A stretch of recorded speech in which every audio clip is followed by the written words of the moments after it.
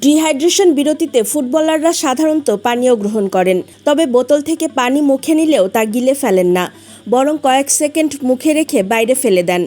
অনেকের কাছে বিষয়টি অদ্ভুত মনে হলেও এর পেছনে রয়েছে বৈজ্ঞানিক কারণ।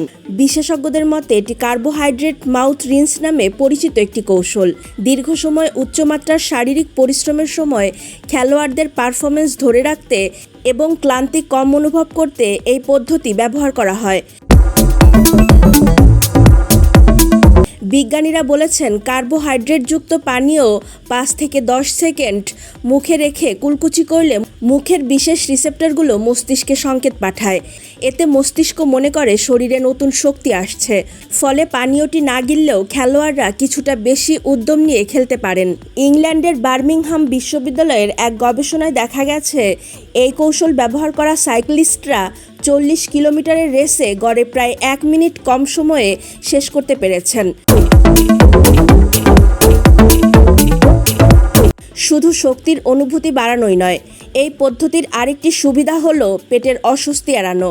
ম্যাচ চলাকালে বেশি কার্বোহাইড্রেট গ্রহণ করলে অনেকেরই হজমের সমস্যা বা পেট ভারী লাগতে পারে। তাই অনেক খেলোয়াড় পানীয়টি গিলে না ফেলে শুধু মুখে কুলকুচি করেন।